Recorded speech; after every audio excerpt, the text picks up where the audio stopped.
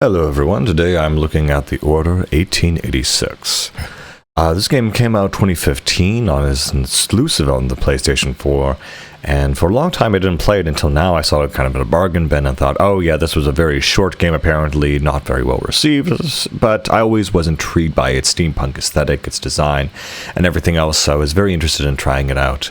And what was very interesting is that someone told me, oh yeah, this is the werewolf game, and I had absolutely no idea what they were talking about because I had no idea that there were werewolves in this game. I knew there was some kind of supernatural element, but I wasn't aware of that.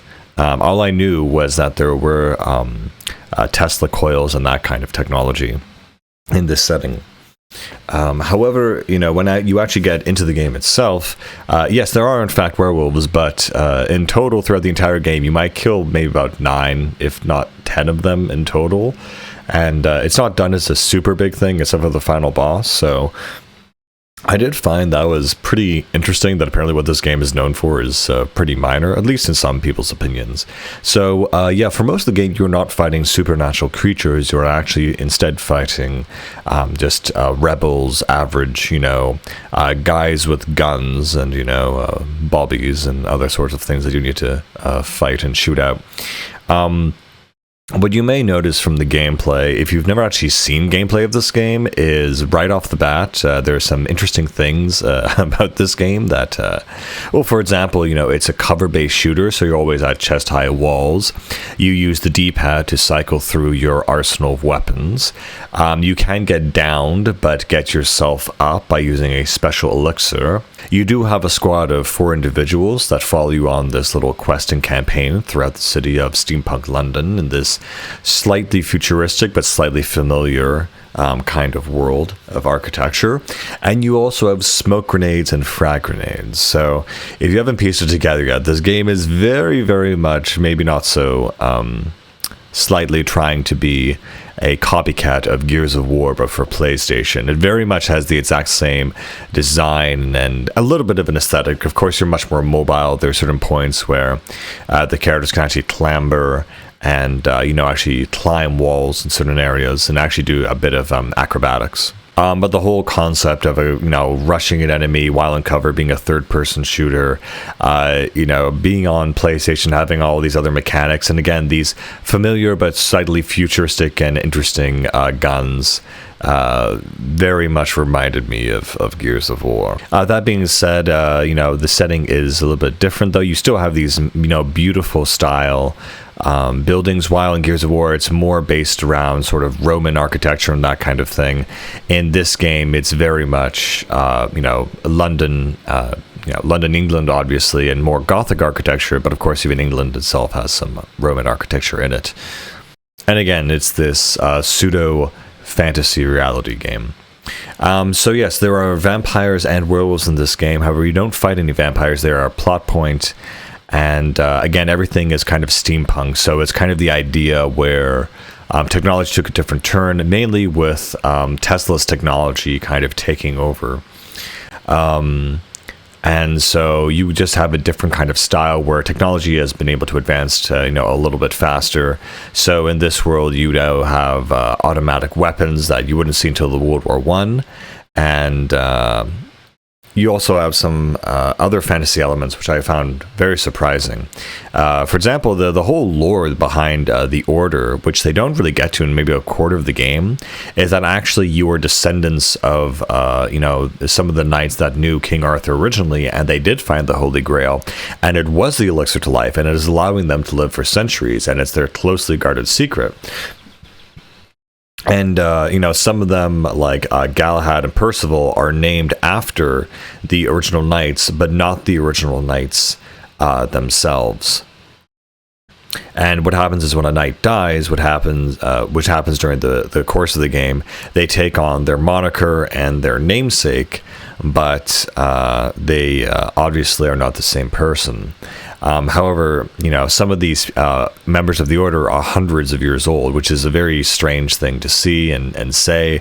And some of them make comments like when you start the stealth mission and are given a kind of modern crossbow bolt, you know, Galahad makes the comment that, oh, this brings back old memories.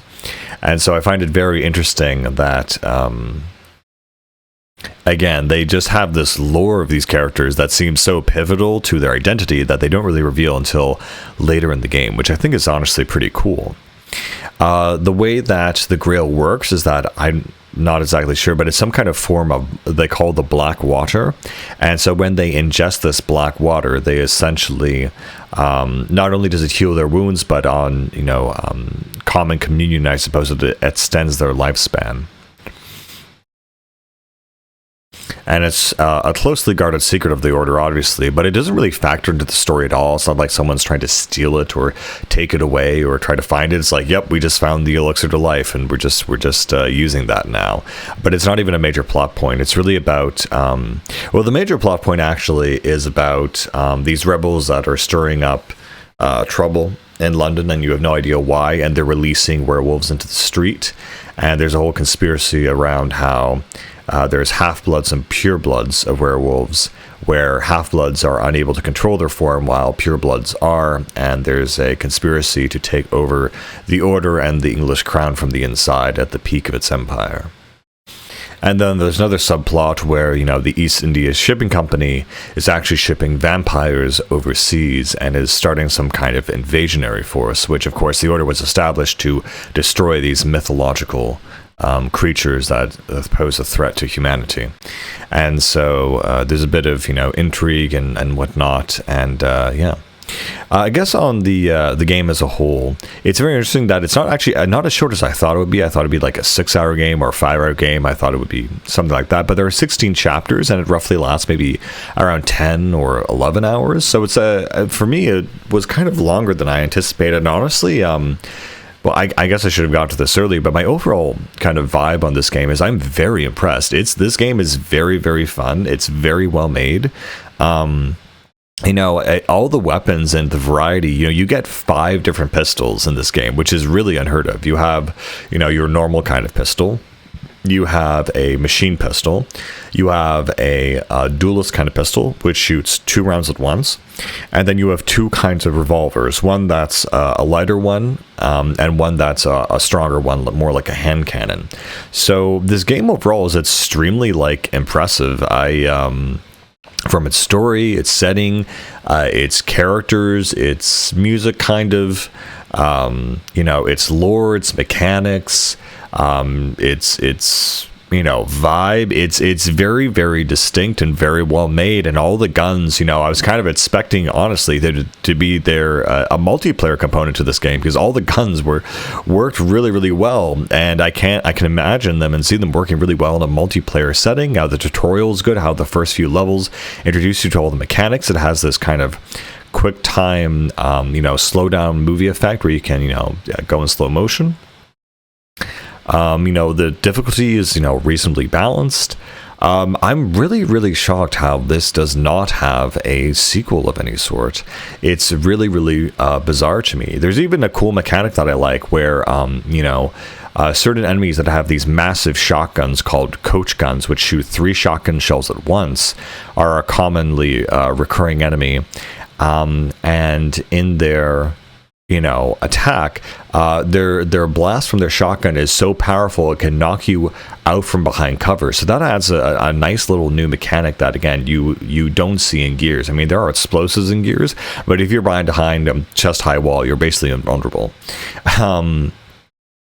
But yeah, no, I'm just very perplexed how this does not have a sequel, because even though it's a very short game, it's very, very well made. And I guess maybe the standard for this generation was slightly more. I think back to PS3 era, where a launch game like Uncharted, it didn't have a multiplayer. It had a great selection of weapons, and it was a very strict, small, single player campaign by Naughty Dog. And it got, 2 more sequels, actually 3 more sequels on, with Uncharted 4 and the PS4. And it was a huge, IP of that era. And it was a huge thing that PlayStation owners actually had in their library. And it was something they could actually be somewhat proud of. I mean, they are short movie games, but even so. And so it just perplexes me, again, why this I want a sequel to this game. I think a sequel to The Order would be absolutely astounding and very fun and very cool. And again, the way the story is told is they kind of have this opening scene where you're being tortured, and then you have a flashback how you got up to that point and all that other good stuff. I should have mentioned Nikola Tesla actually is a character. He's kind of like the Q for the James Bond in this universe, and so he gives you all your gadgets and whatnot that you need on your little quest. And yeah, even the ending to this game, it was kind of, you could argue, was a bit abrupt, but I think it had a good tone how it finished off. And then it had like a cutscene near the end where you know, you have you know, the main character looking over the city, and it's kind of like, oh, what now? It's like, now we take the fight to them or whatever. So it's kind of like building it up to a sequel, and it kind of had like almost like a Batman energy to it for some reason. I don't know why, because he's kind of like rogue at this point, and he's left the Order. But I won't talk more about what happens in the late story. But yeah, no, this game, its characters, its environment, everything, like I actually really enjoyed this game a lot more than I thought. I thought it'd be like a tech demo or a throwaway thing, but all the guns feel really good. The characters, like everything about this game is good, and it deserves a sequel. It should have a sequel. And if there's any game that I think should be nominated for having such a sequel, it should definitely be this one game. Maybe a PS5, maybe PS6 at this point. I don't really know, but no, I'd be thrilled. This game also has a very interesting, unique weapons. I mean, there are some things like, okay, you have a steampunk detonator, which is kind of like a remote controlled grenade launcher, which is like, okay, fine, whatever. But then you have like this really cool weapon. I forget what it's called, but it's like the like the liquid flame gun or something, where its main attack is that it shoots a bunch of burst rounds of like these airborne flammable chemicals, and then your alt fire is it shoots a like a flame grenade at it, and so wherever you shot those streams, it'll cause a chain reaction and light up all the enemies on fire. And it's just a really cool design. I'm like, oh, finally a design for a gun that I have not seen before that's actually interesting. Just really, really, really cool, frankly. And of course, you do have the arc gun, which is the, or whatever it's called, it's the iconic Tesla weapon that shoots a direct current into people. And what is really nice about it, what makes it kind of OP, is that it'll automatically lock onto someone as long as they're within your reticle. So you just have a huge reticle where you're guaranteed a shot, despite its slow charging time. But yeah, there's also like a rocket launcher, which only appears in one segment of this game. Like I know this is more or less a Gears of War clone, but it's a really, really good Gears of War clone with its own lore and world and everything. I'd love to see more of it, and I'm just so disappointed that there's not more of it. And you know, I'm just flabbergasted, I guess. But yeah, like to have a first-person shooter where there's finally guns I don't recognize, and I thought, oh, that's really cool how that works, and it does more or less kind of work, is really, really nifty. I would love to see a multiplayer component to this game. I feel like it should get a sequel and a multiplayer thing and everything. But yeah, I guess sadly that has not happened. But yeah, I went into this with kind of low expectations, and they were blown out of the water. Also, the voice acting is phenomenal. And there are some decent twists and turns in the story. And I feel like this is the last kind of game that came out in the last generation that I would consider to be, you know, like new IP material that just never came about or manifested. And I think that's just such a massive shame, because there's so much here you can build on, you know. Anyway, you know, the level environments are, you know, do vary a lot. You go from airships to the streets of London to, you know, docks and whatever, to underground tunnels. I mean, you know, it's whatever. It's straightforward. It's enough. But it was enough of an experience to have me think about it afterwards. And yeah, it was just a very cool setting and everything. And again, I have nothing else to say except I'm shocked it doesn't have a sequel, because it is very, very well good. Very well done. Anyway, if this is one of the games you've perhaps slept on, I would definitely pick it up. And yeah, that's it. See ya. Bye.